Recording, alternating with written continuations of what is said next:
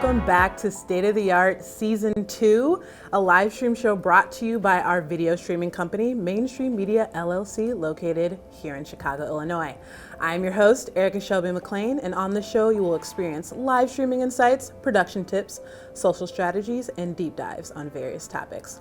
Also, we want to use this show to test our new technology first so that we can showcase them in future productions.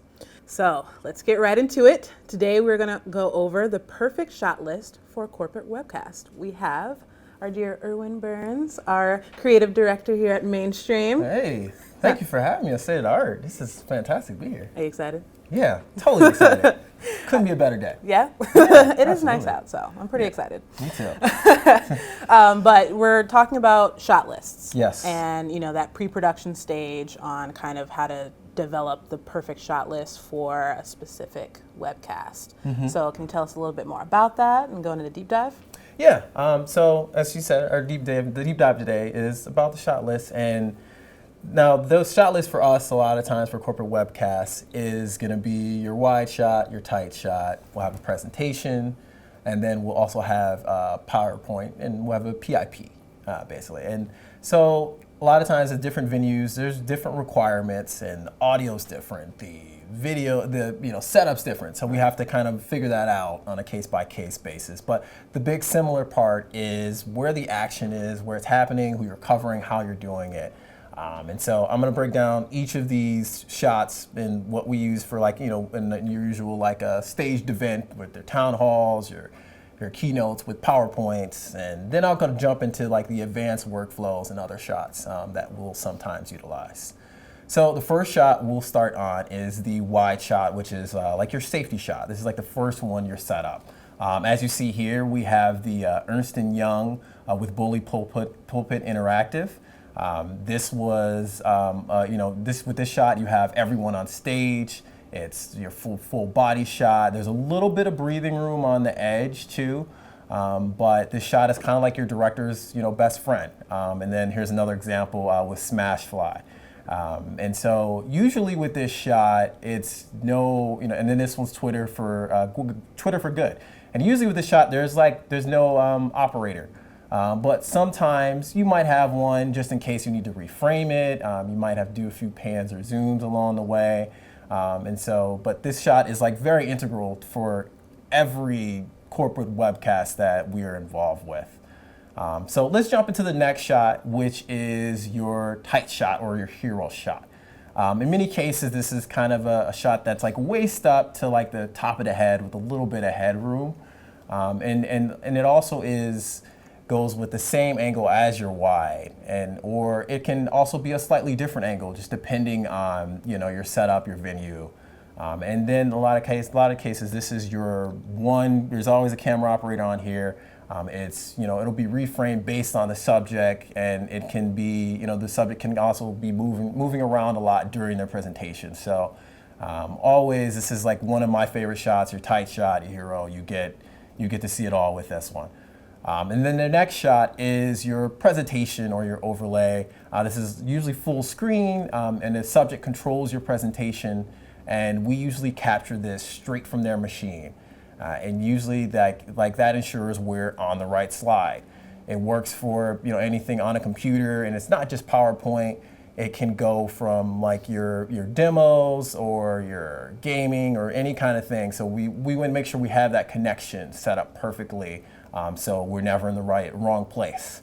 But the only problem with the shot, it's a little disengaging since there's no face. But we do have an alternative shot to that, which is your PIP or your picture-in-picture. As you can see here, people can connect with the face on the screen that's in the little box there. And this little screen is usually like the person is like in a tight or like a cropped wide shot. And then, as you can see, there's a graphic overlay with, so with Smash by Transform, there's a graphic overlay of the branding, and you also have your big screen that includes like your presentation. These are like the big graphic slides, and they're great use of this shot is when an audience member is viewing this, they can kind of decide if they want to look at the person that's presenting or going and looking at the information. So it's a great a great shot to utilize. Erica, from your standpoint, what are the requirements for like this setting up the shot? Because you do a lot of editing and you know, kind of put together this shot in general. What is sort of your requirements for that? I would say like whenever we're doing a PIP, which is picture-in-picture, that option where the small box is the actual camera feed of the person, and then you have a bigger box for your PowerPoint. So that's called a picture-in-picture. Usually I'm the one who creates the broadcast graphics packages. And it's always, I love that shot a lot. Because not only because I make them, but no, whenever I'm like viewing, like as a viewer too, like I get to decide which content I get to look at. You know, the talent that's there, the presenter, or the actual content that they're doing, their presentation. So it's always nice to have that branding on there, make it look visually enticing and like just. I like it a lot. And so it's very good to have, especially, you know, since our topic today is corporate webcasts, to be able to have that option for viewers. So I like it. No, I'm a huge fan of it myself. And so the next one I want to jump into is more of an advanced workflow shot if you have like more resources involved. The first one I want to touch on is the audience reverse shot. And usually this is used when the audience is asking questions or they're participating in some way. And it's helpful because it gives a good feel of the room. And you can get like a remote cam to see this, or a floating cam to get a great shot of the audience. And a lot of times it's helpful if the crowd's lit, you can put a cam in also the back of the stage to get a more stylized shot. A lot of times you'll see this at like different theaters and performances, especially like stand-up comedians. I noticed that now you can see the whole audience now when they have that camera in the back of the stage. It's a really fantastic shot to see like everyone's reaction. It's Very it's engaging. Really cool, the other shot that I want to jump into is the medium shot. For a panel, you know, usually the hero shot will move a lot.